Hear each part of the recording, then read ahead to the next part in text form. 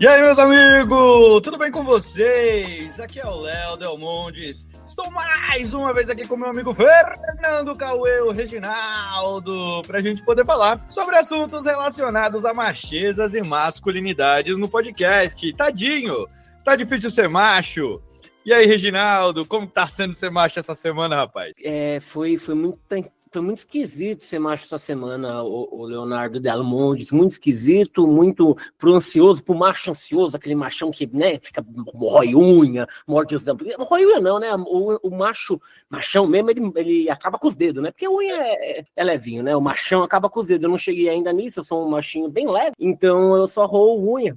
Tem as unhas meio, né, não são muito parecidas, e foi difícil, muita ansiedade eu tô sentindo essa semana, cara, porque eu te falei, lembra que eu tava trabalhando por conta, cara? Sim. E eu tô tendo que resolver coisas, e abrir firmas, e coisas de vida, né, de empresários, microempreendedores, Elon Musk do Marajoara, e aí eu não tô sabendo lidar, tipo, eu trabalhei pra caramba no passado, cara, e não deu nada, foi uma bosta meu trabalho ano passado, eu trabalhei pra caralho, tudo que eu fazia dava merda, e agora parece que depois que eu vou deixar esses caras tomar no cu e tô de boa, tá tudo dando certo. Que beleza! E me gera ansiedade, eu tenho a ansiedade das coisas darem certo, e isso é muito esquisito, eu acho que eu não vou dar conta, entendeu? Reginaldo, é muito foda, né, mano? E é muito louco isso, né, Reginaldo? Porque as coisas estão acontecendo num espaço de tempo, se você for ver, curto, né, mano? Porque a gente já tava com o podcast, e aí você ficou desempregado, e aí, porra, tomar não sei o quê, aí a gente tava com o podcast, e aí você falou, conseguiu um emprego, até comentaram comigo, caralho, que legal, o Reginaldo voltou a trabalhar, né, não sei o quê, e aí você tá empregado, e aí agora as coisas estão dando certo, cara. Que legal, mano. Que sensacional, mano. A gente acabou de começar o podcast, quando eu fui convidado a me retirar do outro trabalho, foi um trabalho que eu desejei muito, cara. Eu queria muito, e eu saí de um trabalho muito bom para ir para esse outro trabalho. Eu só tomei no cu nesse outro trabalho. Foi um trabalho que não deu match, legal, não deu nada. Nossa, foi o pior date da vida, mano. Top 3 de pior trabalho da vida. E um lugar conhecido no Brasil, assim, um lugar bom, com trabalho legal, mas com o dono lá, com o chefe, não deu legal, e as coisas estão dando certo de uma maneira muito fácil, é muito esquisito quando você é acostumado a ter que trabalhar muito tempo e não dá certo, e aí quando você faz pouca coisa e dá certo, parece que viu um negócio, tipo, vai dar alguma coisa errada, não é possível que tá dando certo, é pegadinha, pegadinha do Baiano, vai chegar, pegadinha. Foda, né, mano, porra, é engraçado isso, assim, cara, eu acho que eu tive muita sorte nesse sentido, tá ligado? De seguir um caminho meio contrário, assim, cara. Porque eu tive muitos papéis, assim, né, de trabalho que foram bem merda, tá ligado? Assim, nossa, trabalhei como vendedor na World Tennis, vendedor de tênis, tá ligado? Trabalhei como operador de telemarketing. Eu tive vários trampos bosta, assim.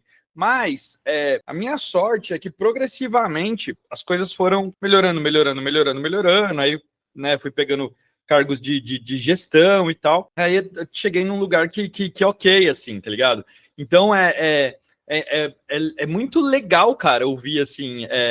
Que o contrário, né? Assim, pô, pra mim, né? Escadinha, cheguei num lugar legal. Pra você é tipo, caralho, me fudi, não sei o que, não tava legal, e agora pá, tá funcionando. Yes, graças a Deus, mano. É muita comemoração, cara. Eu fico muito feliz, velho, de ouvir isso de você. De verdade mesmo, mano. Muito louco. Da hora. É muito louco, porque se for falar de... Acho que nem a ideia nem é falar, acho que, do profissional hoje. Qual vai ser o tema de hoje, Leonardo? Qual que é? A gente abriu a puxa isso, né, cara? Que a gente tem sempre essa sensação, né, de caralho, se descobrirem que eu sou uma fraude, tô fudido, tá ligado? Se descobrirem que eu não tenho a menor noção do que eu tô fazendo, tô fudido, tá ligado? É isso, vamos já meter essa, já vamos emendar uma síndrome do impostor pra falar com a galera. Cara, tá difícil não ter síndrome do impostor. Não, eu falo pra minha namorada, eu falo assim, cara, assim, vocês são tudo enganados, eu não sei o que vocês acreditam em mim nas coisas. Tipo, assim, eu falo, eu acredito também, mas eu sou eu acreditar no que eu falo, eu entendo, porque eu só posso acreditar no que eu falo. Se eu não acreditar, eu dou um tiro na cabeça. Agora, você acreditar, aí, puta que pariu. Então, mas, Reginaldo, é engraçado isso, assim, porque pra mim, mano, assim, eu não sei se tem muita relação com a minha baixa autoestima, tá ligado? Sempre tive uma autoestima cagada ao longo da vida, mas ao longo de muito tempo, mano, eu não tinha essa convicção. Aliás, não tenho até hoje. Assim. Aliás, agora eu até tenho. Agora eu sei o que eu tô fazendo, tá ligado? Só que pra mim, assim, vamos lá, né? Eu acho que tem um contexto aqui até um pouco social, assim, né? Até do momento que você me conheceu, mano. Porque quando eu era muito moleque, né? Eu era pobrinho, vim de um bairro pobrinho, tá ligado? Os moleques lá de onde eu vim, muitos já se fuderam, já não estão mais entre nós, tá ligado? Criminalidade, o caramba, tal, né? Não que eu tava sequer envolvido com essas pessoas, eu não tava, porque eu sempre fui muito nerd, tá ligado? Mas eu sempre tive uma relação ali, né, com uma coisa mais modesta, mais pobrinha e tudo mais. E aí eu lembro, cara, que a primeira vez que eu fui realmente confrontado com isso foi quando eu tive aquela namorada lá que tinha uma família mais rica, que a gente falou lá no episódio passado. Quem quiser saber aí, ouve os episódios anteriores. Né? E o segundo momento, cara, foi quando eu entrei na faculdade. Porque assim, gente, falando, né, abertamente aqui, a gente fez faculdade junto na Faculdade de Belas Artes, né? E a Faculdade de Belas Artes, a famosa BZ, ela é uma faculdade, né, de um padrão até alto aqui em São Paulo, assim, né? De boyzão, faculdade de boyzão. E vamos agora, pessoal, desculpa, só um adendo. Vai lá. É sempre bom lembrar que a gente pegou o último ano que o nosso curso não era reconhecido no MEC. E aí, quando a gente se formou, o curso foi reconhecido no MEC e triplicou o preço. Então, a gente pegou um preço de faculdade, tipo, mano, de bairro, assim. E era o único curso que era barato na faculdade. A gente claramente se deslocava do resto da faculdade. Não, totalmente. Exatamente, cara. Porque, inclusive, isso, assim, né? Eu tava em um emprego que era um emprego de telemarketing. Eu trabalhava atendendo gringo. Porque assim, eu aprendi a falar inglês jogando videogame, tive essa sorte, aí atendia gringo. Então ganhava um pouquinho mais do que um telemarketing normal. E aí, gente, assim, é surreal para os padrões de hoje, assim, mas eu lembro que eu pagava R$ 750 no curso de Relações Internacionais da Faculdade de Belas Artes. Então, né, até, né, para quem ouve, assim, vocês veem que ocasionalmente eu e o Reginaldo, a gente puxa um assunto relacionado à política, puxa um assunto relacionado à economia, que é muito da nossa formação. A gente é formado em Relações Internacionais, que é um curso que é basicamente isso, né, Reginaldo? É de política. Geopolítica, história, economia, mas tudo voltado para político, né? Tudo voltado para social. Exato. Então, mas aí o que acontece? Quando eu cheguei lá, cara, e eu, né, ganhava ali na conta para poder pagar a faculdade, mas foi o primeiro momento que eu comecei a ter contato ali com a playboyzada mesmo, assim, né, cara? Galera playboy, assim, né? E eu tentava me esconder, cara, ocultar as minhas origens ali, tá ligado? Eu não falava que eu era da escola pública e tal, porque tinha uma coisa ali, né? Eu lembro que com os meninos ali, cara, tinha alguns que eram mais playboys, assim, e eles zoavam, né? Falavam da escola pública e tal, não sei o quê, e eu ficava na minha, tá ligado?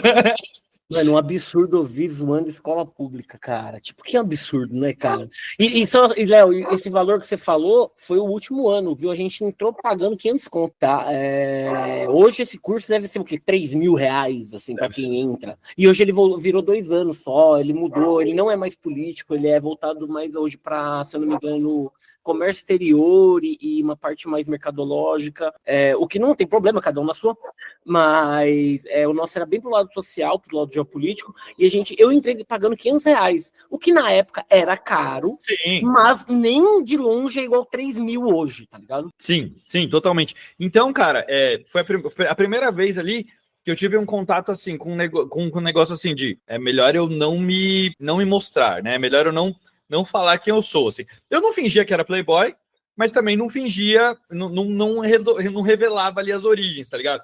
Não até me sentir muito seguro, né, com os meninos, com os caras e tal, que é isso, assim, depois de um tempo, né, aí as pessoas vão se conhecendo e a coisa vai naturalmente acontecendo, assim. Mas foi o primeiro momento ali, cara. Você lembra qual foi a sua primeira relação, cara, com síndrome do impostor? Puta, cara, com síndrome do impostor, ai, caralho. No trampo, sim.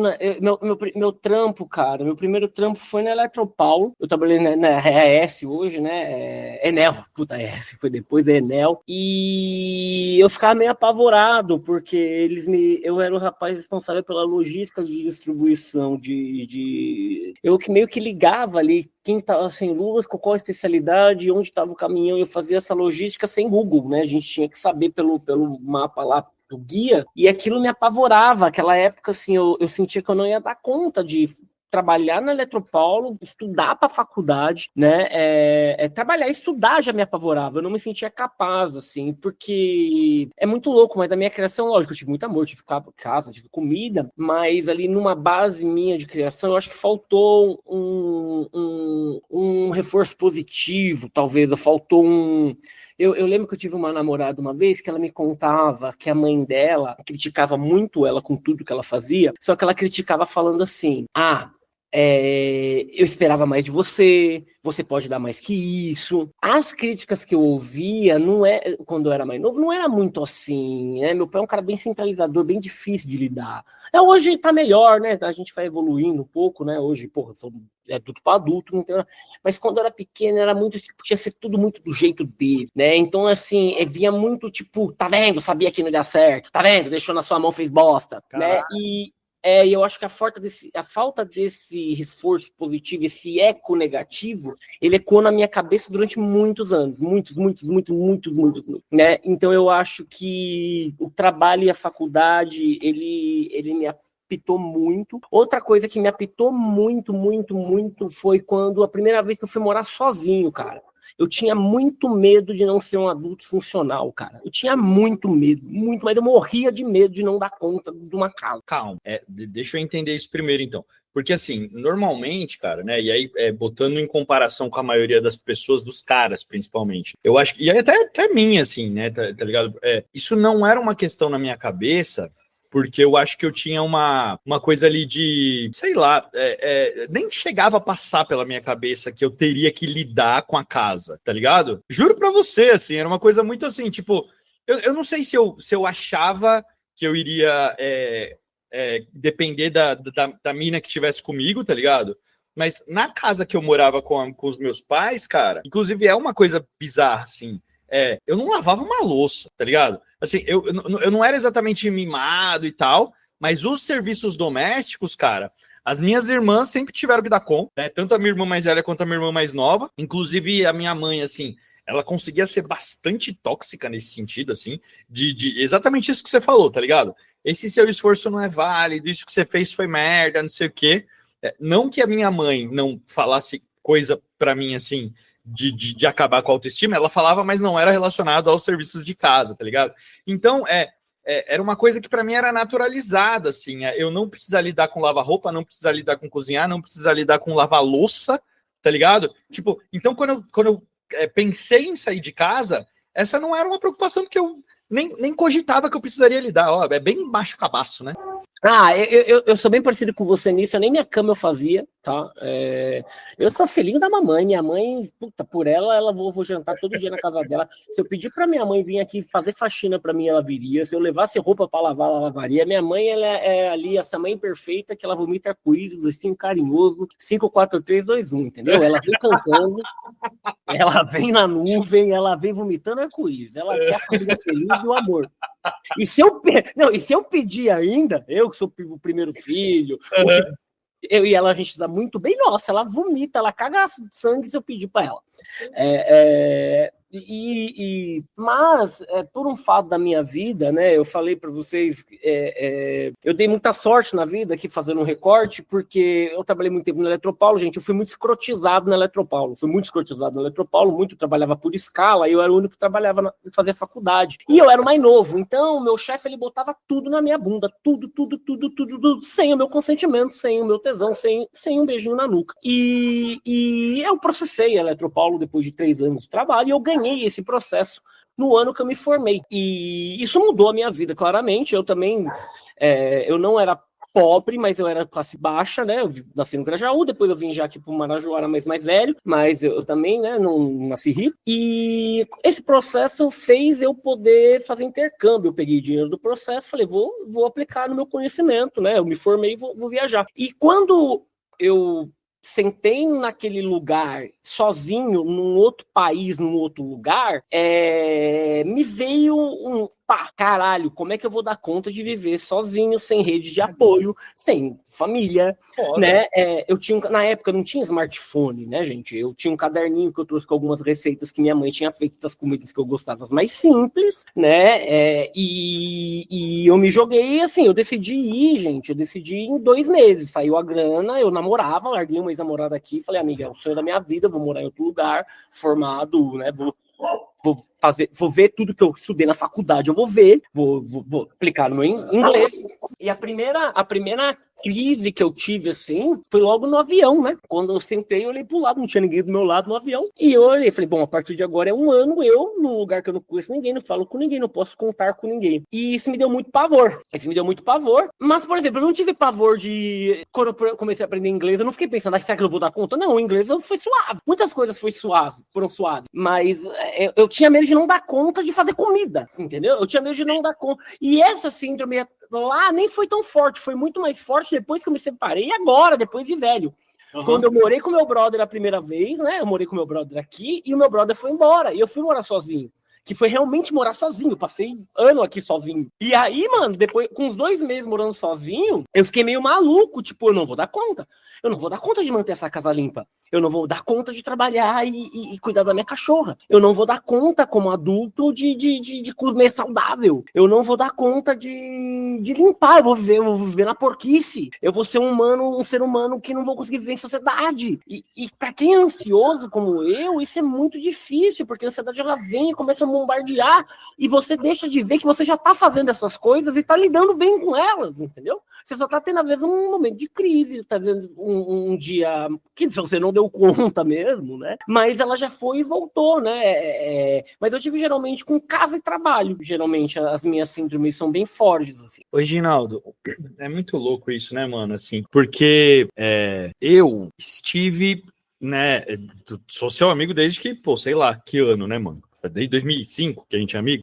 Então, cara, esse ano faz 20 anos que a gente se conhece, né, mano? E a gente já viu muitos altos e baixos um do outro, cara, mas eu acho que é muito louco você falar isso, cara, assim, porque eu acho que a gente, homem, a gente tem muita dificuldade de expressar o quão intenso tá sendo o momento difícil que a gente tá passando. E aí, a nossa rede de apoio, que a gente até falou bastante no último episódio, não tem noção do tamanho do suporte que precisa dar, tá ligado? Eu digo isso porque eu soube, né, de algumas das crises que você teve, mas muito depois que as crises passaram, tá ligado? Foi muito mais no sentido de superei uma situação que foi foda do que caralho, estou passando por uma situação difícil e preciso de apoio, tá ligado? Geralmente eu me abria mais nas dor de corno. Nas dor de corno eu soltava mais. Isso, não mas eu acho que é muito recente as dor de corno. As dor de corno, elas são mais recentes do que algumas das crises que você teve, tá ligado? E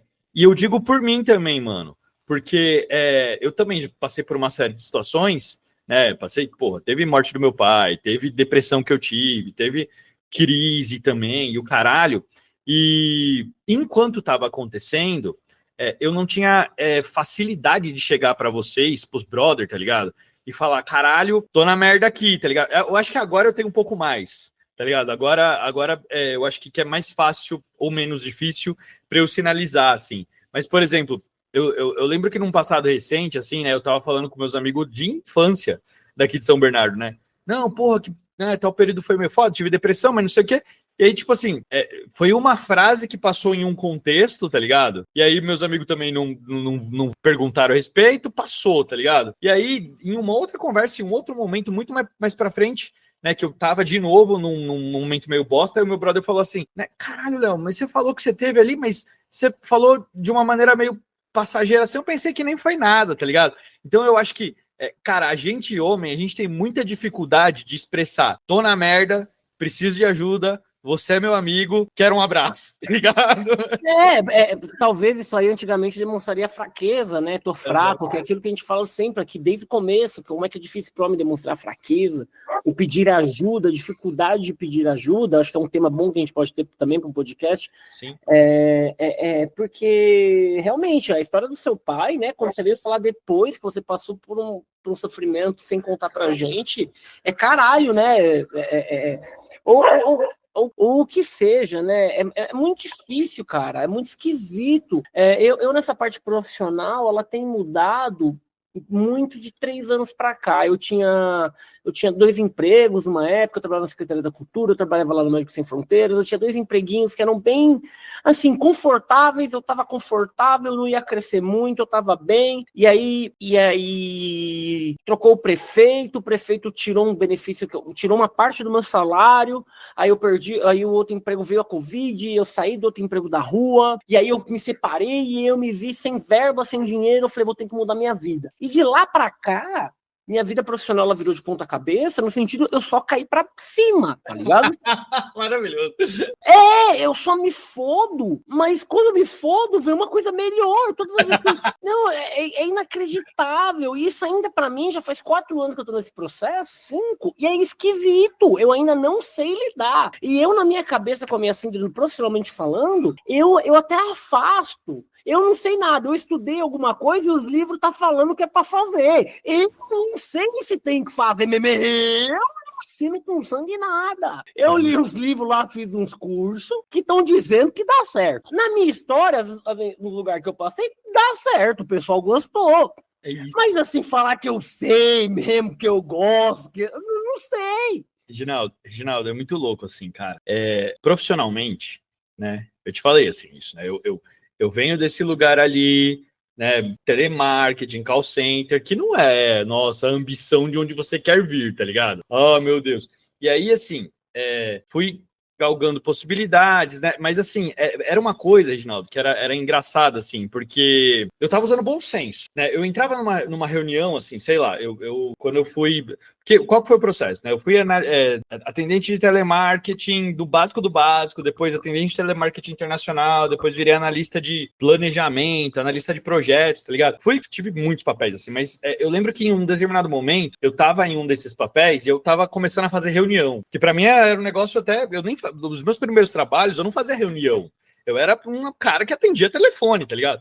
E aí comecei a fazer reunião, tá ligado? E aí eu tava ali no meio da reunião, e aí as pessoas falavam uma coisa, falavam outra, assim, e aí eu usava o meu bom senso, mas assim, Datacu do Reginaldo, né? Assim, eu tirava as coisas aqui do meu bom senso, da minha cabeça, tá ligado? Eu falava, não, eu acho que é isso, aquilo. Aí, sabe quando você tá acostumado a estar em uma sala cheia de pessoas, as pessoas falam ao mesmo tempo? Quando tá todo mundo falando ao mesmo tempo, e você fala um negócio ali, ninguém te ouve, tipo...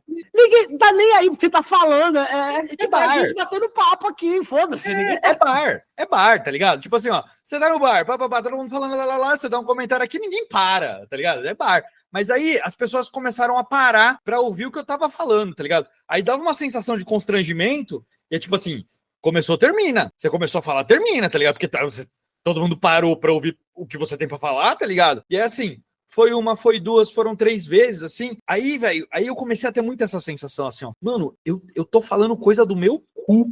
Eu tô falando coisa, assim, só porque eu acho que tá ligado? Porque falam que não importa o que você fale. Se falar com convicção... Falar com... Exatamente. Não, então, desse papo de falar com convicção, tá ligado? Porque... uma coisa também, assim, que aí foi uma outra sorte, assim, que eu tive na vida, né, mano? Porque nerd insuportável, nerd horrível, nerd caótico, tá ligado?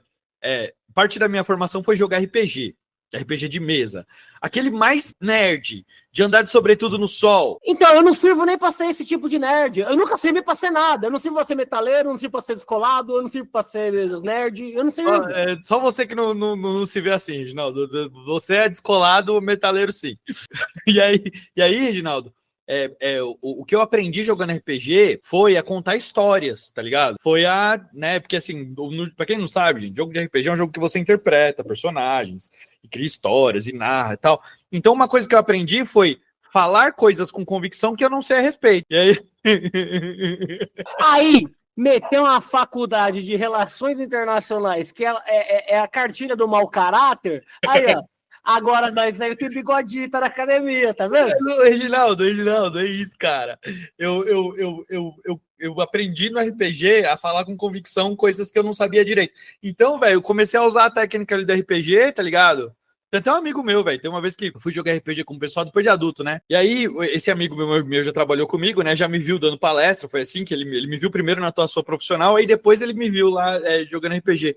Ele falou: Caraca, Léo, você joga RPG, né? Mestre RPG, do jeito que você dá palestra. Eu falei: Não. Eu dou palestra do jeito que eu mestre RPG, porque eu mestre RPG desde os 11 anos de idade, tá ligado?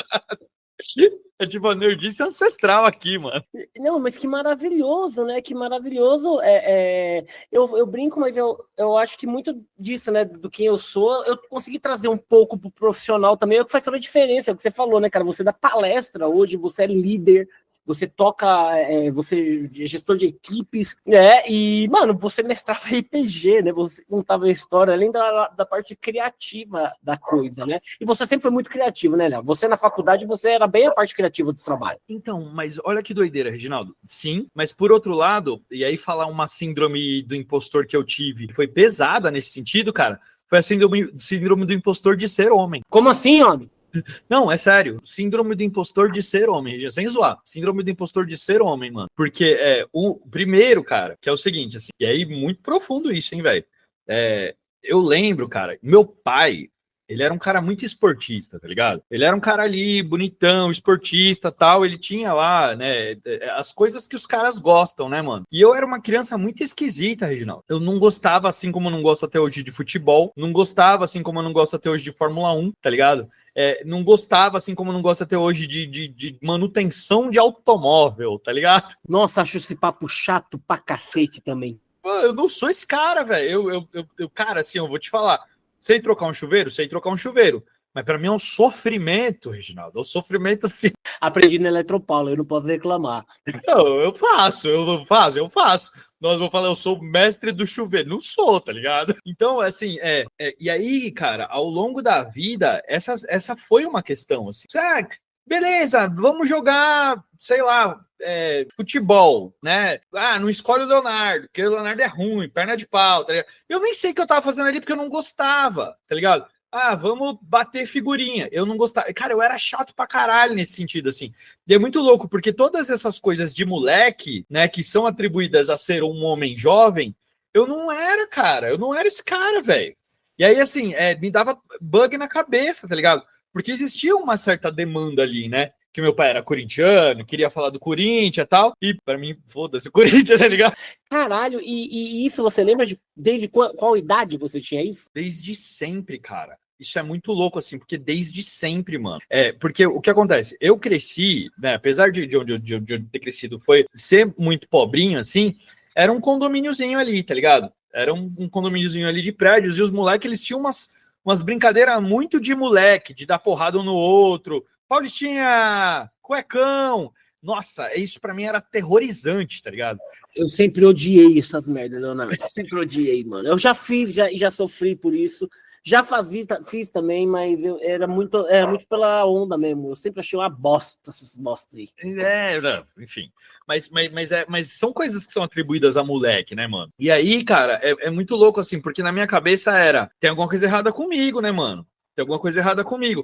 E assim, eu só fui me encontrar real, porque qual a consequência disso também? Você chega na escola, você não tem do que falar com os moleques, tá ligado? Os moleques não vão querer falar de Cavaleiros do Zodíaco no momento em que Cavaleiros do Zodíaco era uma coisa de nerd, tá ligado? Os moleques não vão querer falar sei lá, de RPG, ou do livro do Duna, do livro do Senhor dos Anéis, que eu lá com 11 anos tava chato pra caralho, moleque chato, velho, era chato, velho.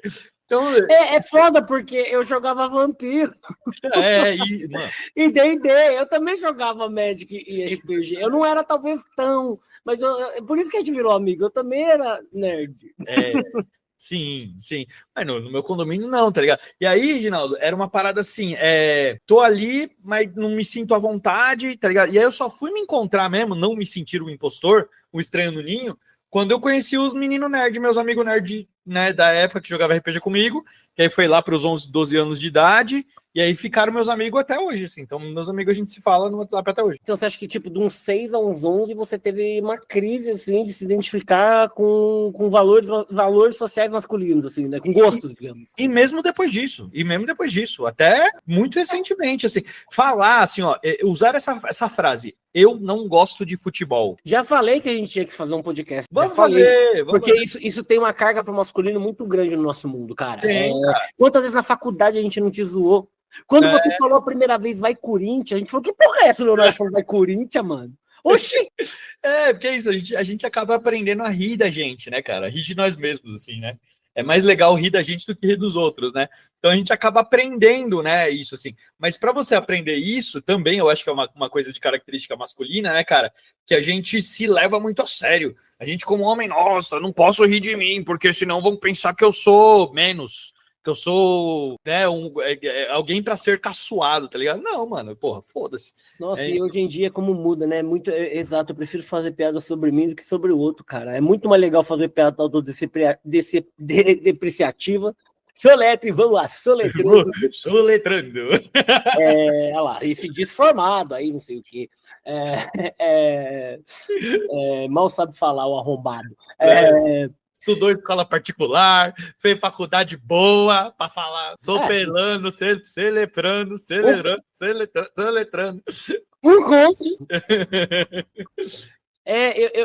Eu no trabalho eu sempre tive, cara. Eu fui começar a me sentir menos pior no trabalho. Assim, meu primeiro emprego foi uma bosta, foi lá na Eletropaulo, né? Antes eu tinha sido motoboy fazendo uns freela, né? Umas entregas de moto. Aí trampei um tempo lá numa firma do meu velho. Mas meu primeiro emprego mesmo foi na Eletropaulo. E, mano, uma bosta, uma merda. O que eu fiz naquele lugar?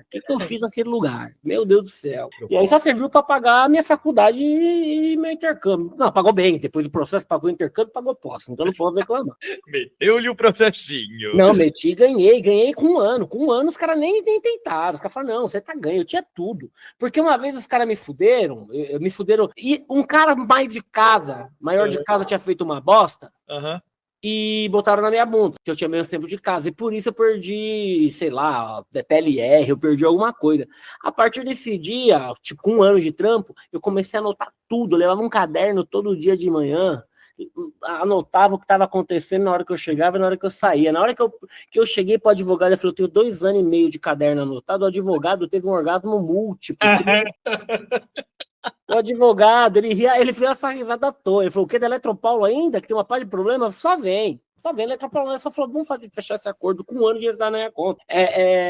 Então, aí o meu segundo trabalho, eu fui trabalhar numa agente de carga com comércio exterior, que um amigo meu indicou.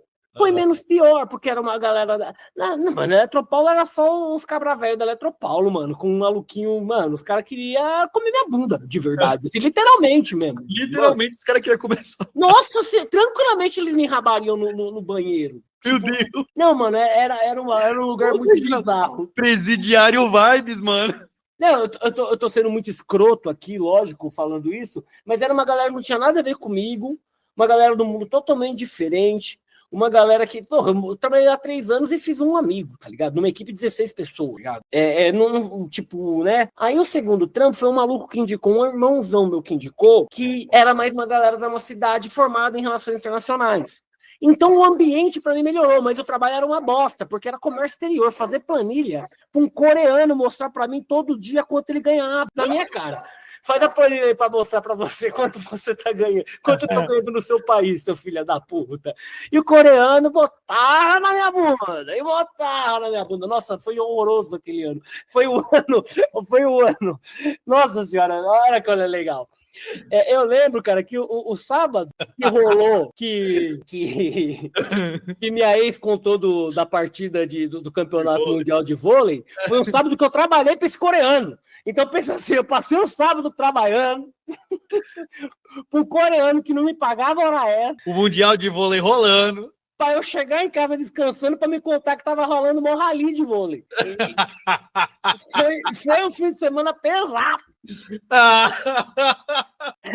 Aí depois eu fui arrumando trampo, aí depois eu fui trampar numa editora de livro, e editora de livro, puta cara, é uma pegada mais à vontade, é uma galera mais de bermuda, uma galera mais tatuada, e aí depois eu fui pro terceiro setor, e aí em ONG, no terceiro setor, foi quando eu comecei a me sentir melhor. Sabe um lugar que eu comecei a falar, opa, estão me ouvindo? Porque nos outros trabalhos, tudo que eu falava, ninguém me ouvia, porque não tinha nada a ver com aquilo. Porra, tinha gente de carga.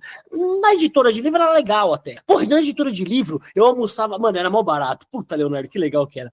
Eu almoçava com eu me sentia, tipo, mano, eu tô curioso pra caralho. Aí eu tava almoçando com o brother que ele era, sei lá, doutorado em besouro, tá ligado? Por que raio tu tem doutorado em besouro, tá ligado? Aí ele dava aula lá dos besouros pra nós. Aí, outro dia eu ia almoçar com a Carol, que também era doutorando, alguma coisa em biologia.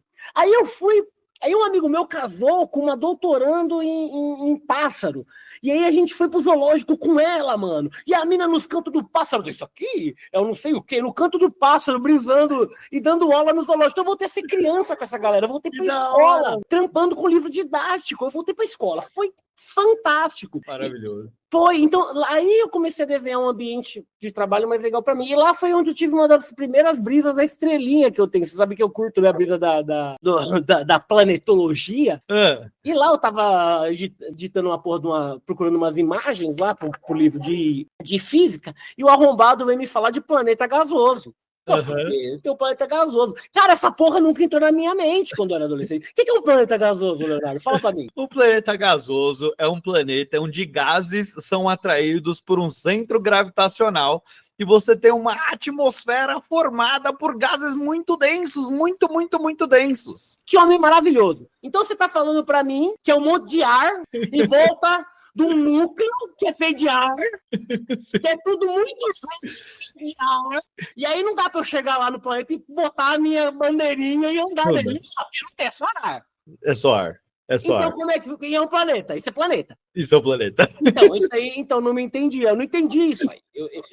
A minha de física, ela ficava me explicando isso aí, mó tempo, porque a porra do planeta gasoso, falando, então eu posso atravessar o planeta, porque isso é de ar, né? O núcleo, né? O núcleo do Sol, ele é feito de um monte de coisa queimando. O núcleo da Terra tem fusão, né? O Sol do Céu tem fusão nuclear.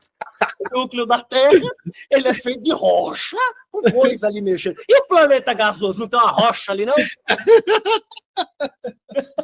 Aí ela rachava o bico.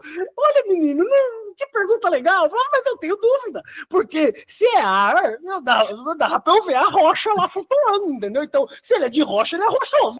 E eu comecei a brisar nessa vibe aí na porra da Oxford. Olha onde vai o papo, né? Muito bom, é muito bom, cara. Não, mas, Reginaldo, inclusive assim, né, só para explicar para os nossos ouvintes aqui, você falou um termo, o terceiro setor que você trabalhou, né? O que é o terceiro setor? É onde eu trabalho hoje, meu Brasil, meus lindos. Aliás, fala o primeiro, o segundo e o terceiro.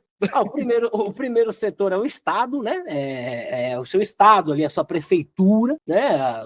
O segundo setor é a firma, né? A firma lá, a firma privada, e o terceiro setor são as ONGs, né? Eu sou ongueiro, para quem não sabe, eu sou ongueiro, eu tenho bem cara de ongueiro, barbinha, cabelão, né? Abraço árvore, voto no PSOL. Maconheiro, vagabundo, comunista! Comunista, vagabundo! Maconhista, isso aí, pissolista. Maconhista, pissolista! Que abraça a árvore e vai pra ponta da praia! Gosto de filme nacional, essas coisas, tudo. Quero tocar violão no mau caratismo, entendeu? Gosta de Caetano e de Gil e de Bethânia. Eu não gosto, tá vendo? Nem pra ser esquerdista eu sirvo, porque eu acho Caetano chato pra caralho. Tá vendo? Eu não sirvo pra ser metaleiro, eu não sirvo pra ser esquerdista. Eu tô fazendo um drama aqui, deixa eu com o meu drama. Não vem censurar meu drama, não. Reginaldo, eu vou censurar seu drama, porque nós recebemos muitos feedbacks dos populares, dos ouvintes, falando que amam o Reginaldo. Você vê nos comentários, eu quero ser como o Reginaldo. Reginaldo é meu ídolo, Reginaldo é o cara, Reginaldo é uma alma evoluída. Não se limite, cara. O Brasil te ama. Olha, quem falou que eu sou uma alma evoluída, conversa comigo meia hora, amigo, você vai me dar um abraço. Você não vai me achar uma evoluída, não. Tu vai me dar um abraço, vai falar, ô, Reginaldo, vem cá, Reginaldo, te entendo.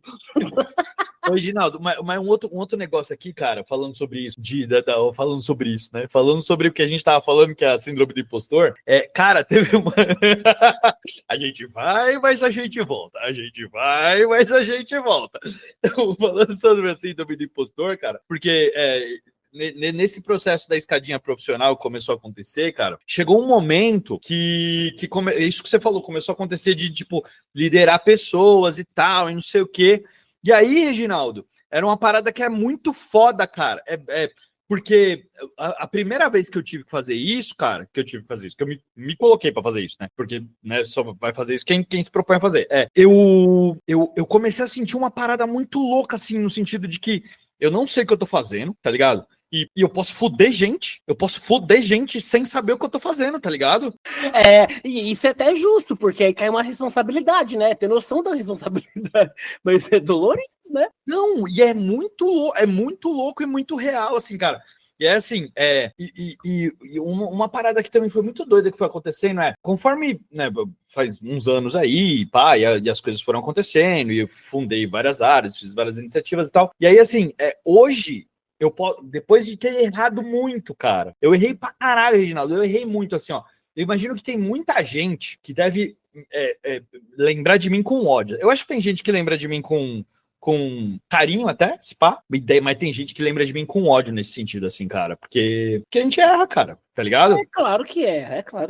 E eu era um adolescente babaca, eu era um jovem babaca, adolescente que eu falo é 20 anos, viu, gente? Eu já era otário, eu era. Já era, então, e errei nesse sentido de liderança e pá, e não sei o que, tá ligado? E aí, tomar decisões erradas mesmo, mano, e aí, assim, impacta pessoas, né? E aí, no final das contas, enfim.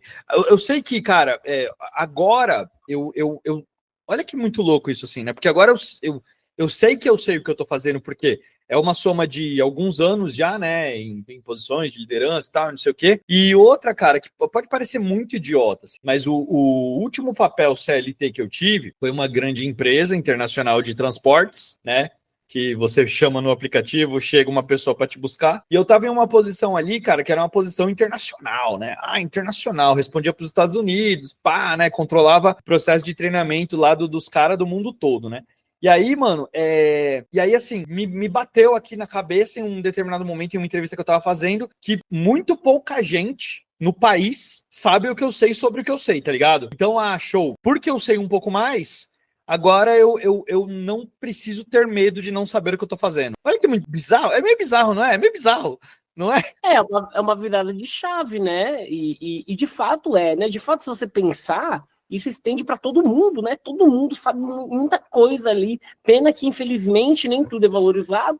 Pena que, infelizmente, né, aquele tempero que sua mãe tem na comida não é pago a mais por isso. Essa empresa não vai pagar. Pena que talvez, o cara do call center que, mano, tem uma maneira única de atender as pessoas, ele faz mais, não é tão valorizado, né? Pena que esses outros cargos não são, né? Pena que outros trabalhos que não são vistos não tem, porque, no fundo, cada um é muito único, né, cara?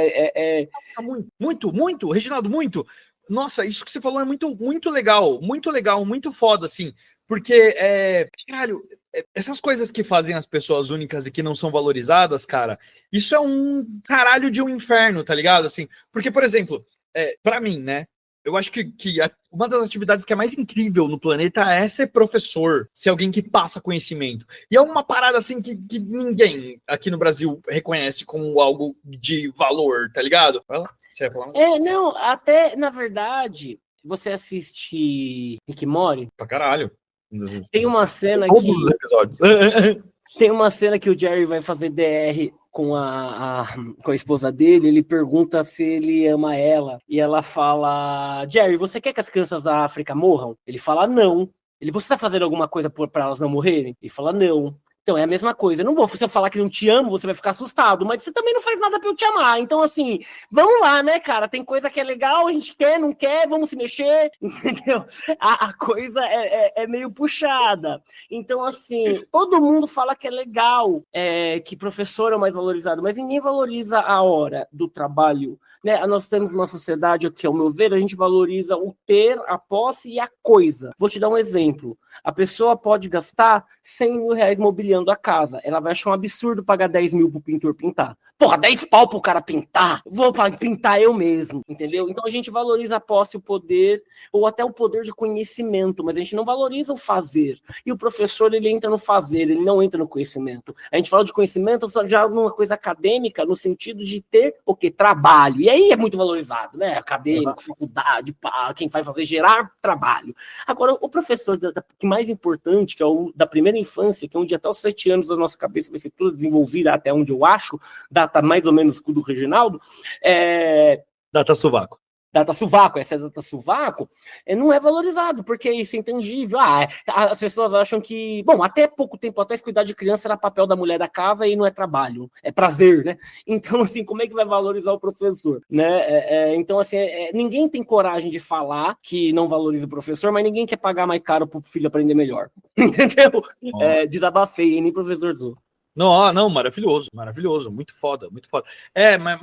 Mas sim, cara, assim, essas coisas que fazem as pessoas únicas, né, mano, no final das contas, são o que eu acho que podem livrar a gente um pouco da coisa da síndrome do impostor. Eu acho que uma outra coisa que pode livrar um pouco a gente da síndrome do impostor se relaciona muito com a definição de quem a gente é, sabe, Reginaldo? Porque, assim, eu acho que não é simples, tá ligado? Mas hoje... vamos lá. Quando eu pergunto pra você assim, ó, Reginaldo, o que define o Reginaldo como o Reginaldo é? O que você responderia? Nossa, puxado o que definir, né? É muito complexo, né? Não, é muito complexo, porque assim, ó, tem gente que vai falar assim, eu sou engenheiro, tá ligado? Mas, cara, você se definir pela sua atividade profissional, se você não tiver com a sua atividade profissional disponível, significa que você não é ninguém? Não, eu concordo, mas isso, nossa, eu concordo. Isso aí já tá. Eu já tenho tentado me desvincular da minha atividade profissional, apesar que eu acho que a atividade profissional diz muito sobre as pessoas. Não diz tudo, mas diz muito, porque diz o que a pessoa estudou e o que ela faz mais parte da vida dela. Então, ela tende a saber mais sobre aquilo, ou tende a ter mais vinculado a conhecimento sobre, ou né? Eu tento porque, cara, eu falo, minha carreira pra mim uma bosta. Ela começou a melhorar agora, mas eu tenho o que eu falo, eu tenho que ser pragmático. Como eu aprendi a estudar, né? Eu tive que aprender a estudar porque eu estudei a vida toda, né? Então eu sou pragmático. Do mesmo jeito que eu brinco que eu não sei nada, eu li uns livros e eu aplico o que tá nos livros e dá certo. Infelizmente, o meu nível, a minha régua profissional, para minha síndrome do impostor e para minha autoestima profissional, ela depende de fora, tá? Então, eu não tenho esse ego, essa autoestima, tipo, eu sou o que eu sou profissional, sou foda, onde eu tiver, eu vou tentar, não.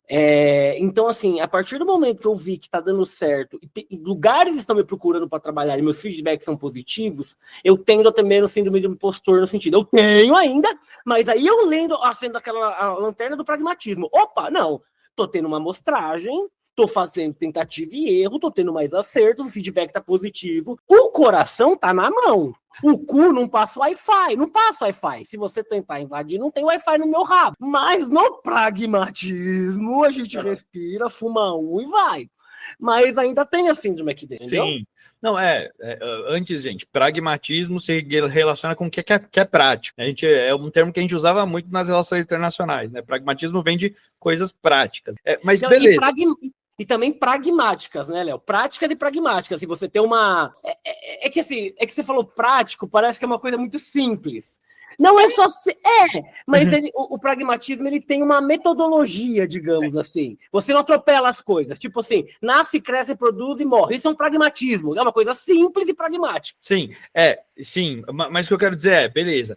Além disso, existem outras formas de a gente tentar definir quem a gente é, tá ligado? Porque tem gente, por exemplo, que você vê no Insta, que você vê em app de relacionamento, eu sou o pai do João, eu sou a mãe do Matheus, enfim. E aí o cara se define como pai ou como mãe. E aí a identidade da pessoa gira em torno de ser pai ou mãe. E aí no momento em que essa criança vira um adolescente e começa a ganhar autonomia, essa pessoa também perde a identidade. Então, mas eu acho que, sem dúvida, morro de medo. Imagina você criar uma vida com expectativas pra, mano, virar adolescente, cara. Catar e fazer o M do Marçal. Puta que pariu. Aí puxou. Aí é puxado.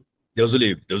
Não mas o que eu quero dizer quando você vincula a sua definição a uma coisa que é mutável, você perde o seu senso de identidade, se essa coisa não estiver disponível. Então, assim, se o seu filho ganha autonomia, você deixa de ser pai, né? Ou o paizão ali, ou a mãe, tá ligado?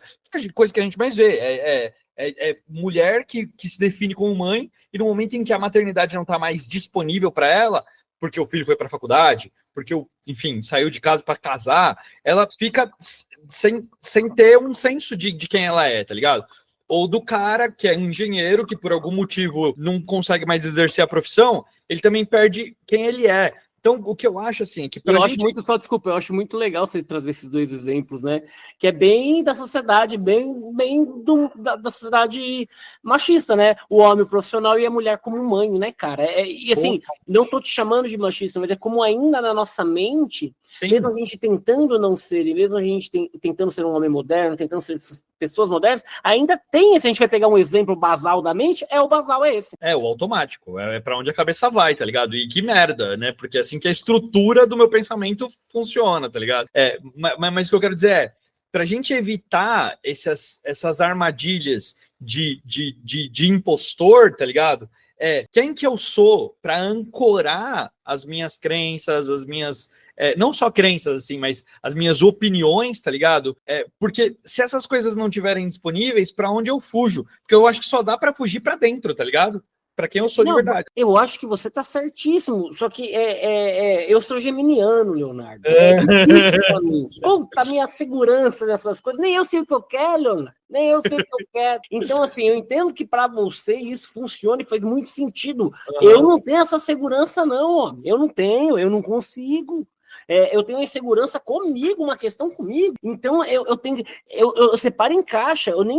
Eu sou vários. Eu sou profissional, eu sou ongueiro. E aí, sim, eu, na ONG, como captador de recursos, especialista em parcerias, eu vou ter um feedback se eu tô indo bem ou mal ali. Tanto que eu tava muito arrasado ano passado, que tudo que eu fazia dava errado. Eu falo, meu Deus, como tudo que eu faço deu errado. Eu, namorado, amante, eu vou espelhar em quem eu tô, ou na minha vida de solteiro, e olha que muito louco, eu não tô falando que eu me fragmento e sou uma coisa diferente, mas o meu cérebro, para eu me avaliar, eu me fragmento para me avaliar nisso, entendeu? Tipo, eu não consigo me ver como um todo, porque eu sou um todo só e eu sou o mesmo em qualquer lugar, mas na minha autoavaliação, para eu ver como é que eu tô, eu tenho que fragmentar, senão eu fico doido. Uhum. Faz sentido para você o que eu tô te falando?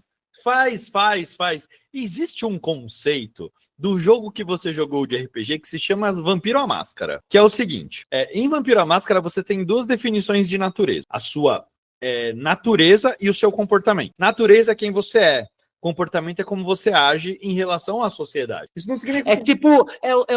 o seu signo, a sua lua e o seu... Isso, o sol, né? Tô zoando.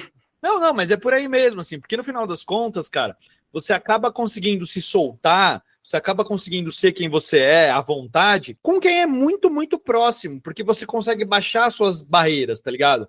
Agora, quando não, você tende a recorrer ao seu comportamento, que é a persona que você usa para situações sociais, tá ligado?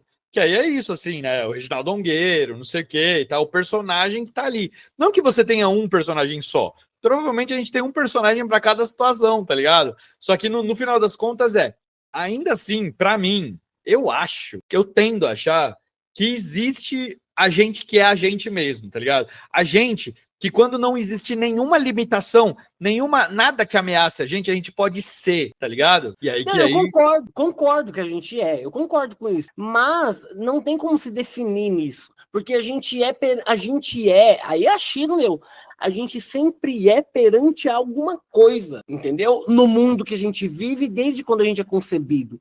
A gente não tá pairando no cosmos sozinho, você não tá lá do lado do sol apenas existindo como um astro. Você nasceu, assinou o contrato social e você viu lá o médico e sua mãe. Então a nossa existência, ela é perante outro, seja a avaliação, seja um contexto, ou seja uma situação. Então, por isso que eu tô falando que eu para avaliar o fragmento. Não que eu tenha um comportamento no trabalho e um comportamento em casa. Mas, para avaliar, existe o ser, mas o ser, eu ainda acho que ele depende do outro para ser, entendeu? Aí, mas e você sozinho, chorando em posição fetal no banheiro, cara?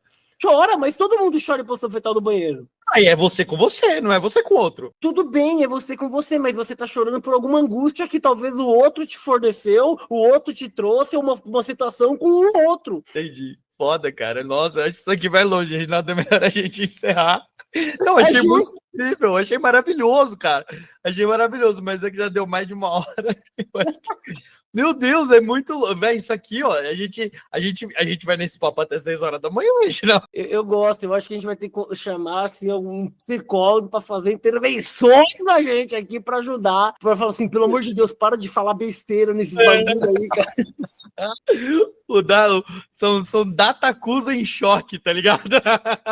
Meu Deus, gente, é tudo achismo do Reginaldo, tá? Eu vou achando as coisas e vou falando. Não, eu também, Reginaldo, é isso, no final das contas, cara, é a gente aqui, ó, e é maravilhoso, né, porque olha só como é possível discordar de maneira saudável, discordar, se abraçar e se amar depois disso. Ah, mas é tranquilamente, né? Tu não tá fazendo saudação nazista na TV pra eu discordar de você e querer te matar, cara. Tu tá de boa aqui discordando, você é meu amigo, não tem problema. Todo mundo discordou na humanidade durante 10 mil anos, gente. Tá tudo bem discordar. Só não matar e bater no amiguinho, tá tudo bem, gente. Gente, é muito bom. Então, para a gente poder finalizar aqui, né, antes da gente finalizar o assunto, a gente tá recebendo, né, áudios e contatos das pessoas, feedbacks, é muito legal poder receber o carinho, o calor humano, a gente se sente abraçado, contemplado e amado. E aí, assim, sobre o último episódio, que foi sobre... Foi o último episódio mesmo, gente? Ghosting, né?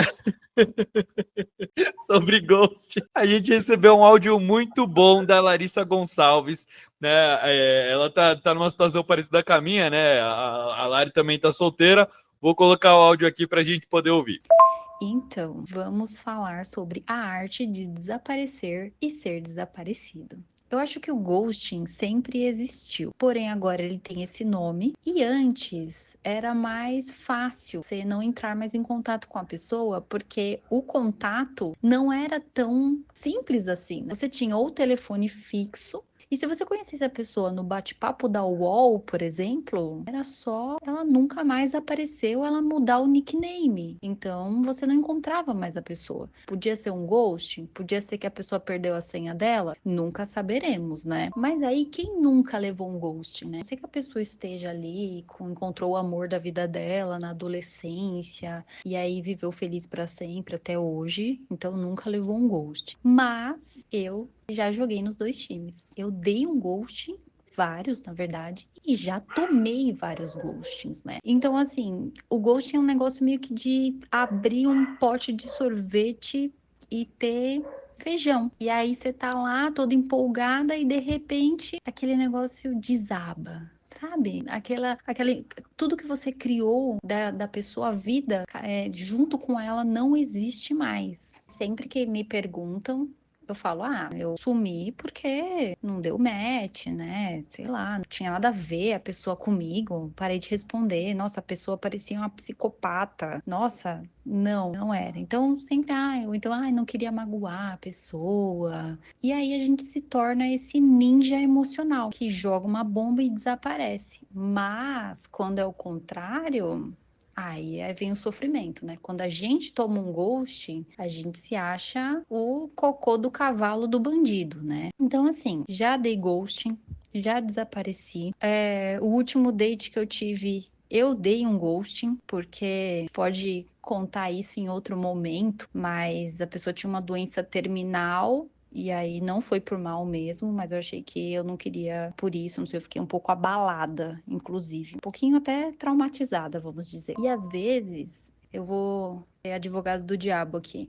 Às vezes a gente dá um ghosting na pessoa pra gente fugir de conversas estranhas, né? Tem uns caras que começam com umas conversas estranhas, tipo assim, acredita nos reptilianos, controlando o governo, essas coisas assim. Ou então, sei lá, o cara manda um poema bem copiado, assim. Então, é meio estranho. Aí a gente prefere dar ghosting, fingir um desmaio ou então que foi sequestrada pelos reptilianos.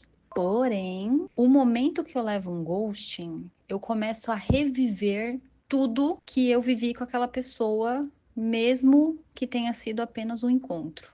Então, repensar nas mensagens, nas figurinhas. Será que foi quando eu mandei a figurinha da Gretchen que ele desencantou? Ou será que é porque eu pedi uma caipirosca no bar?